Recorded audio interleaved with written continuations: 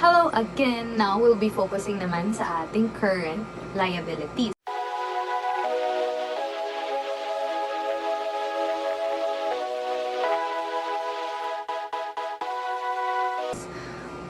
Conceptually, lahat ng mga liabilities ay mine-measure natin at present value. Tapos, ina-amortize natin. Yung mga words na yan na ginagamit, they will be discussed further naman. So, maiintindihan naman natin siya lalo.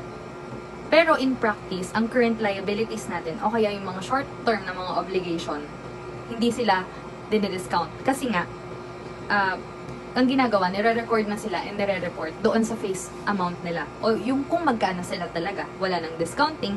Kasi nga, yung discount o yung difference doon sa mismong amount, sa face amount, tsaka sa present value if ever may discounting, hindi naman siya ganun kalaki. Hindi material yung amount. So, ang ginagawa ay ini-ignore na lang yung mga ganong discounting.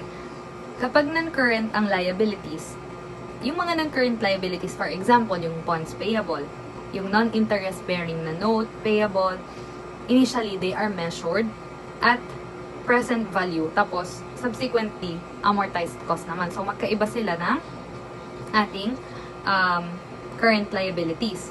So, if the long-term note payable daw ay interest-bearing, ayan, initially and subsequently, face amount ang measurement niya.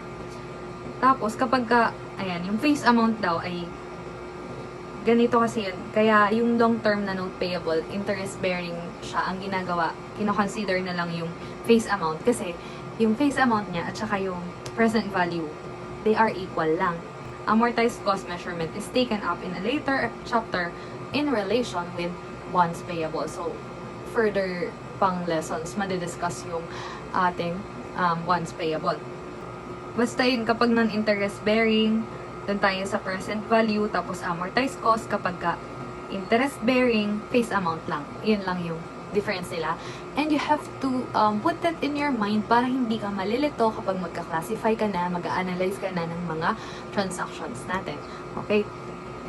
We have current liabilities. So, according to PAS 1, paragraph 69, yung entity dapat nilang i-classify yung isang liability na current kapag the entity is expecting to settle the liability within the entity's operating cycle. Meaning,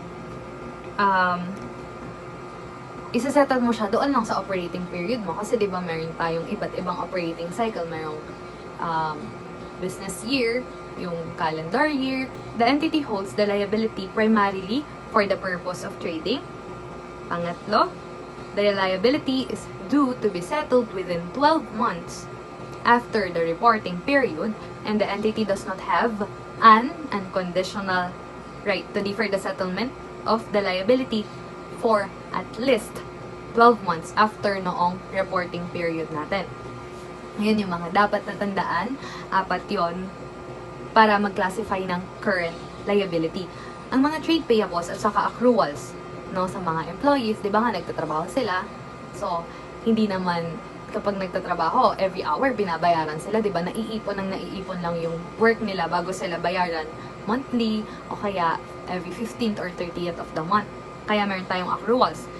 Usually, ayan, ang mga cost na yon ay part ng working capital na ginagamit sa normal operating cycle ng ating business. So, ayun, yung mga operating items na yon, kahit na more than a year pa silang babayaran ng entity or ng kumpanya, kina-classify sila as part ng ating current liabilities.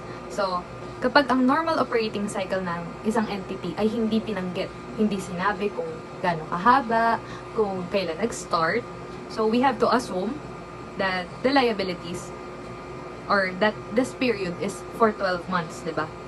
So, yung ibang current liabilities, hindi sila sinasettle na part ng normal operating cycle. Pero, they are due for settlement within 12 months after the reporting period. So, big sabihin, may mga kina-classify na current liabilities na hindi sila part ng normal operating cycle. Pero, isa-settle sila, di ba? Within 12 months after nung reporting period natin. Held primarily for the purpose of trading. Meron tayong mga example ng current liabilities dito na makakatulong sa inyo sa pag-classify sa mga further problems na ibibigay. So we have, una, the financial liabilities held for trading. We have the bank overdraft, the dividends payable, the income taxes, other non-trade payables, and the current portion of non-current na financial liabilities. Yung financial liabilities natin held for trading, they are financial liabilities na ini-incur with an intention na i-repurchase sa susunod na term. For example, isang quoted na debt instrument, di ba?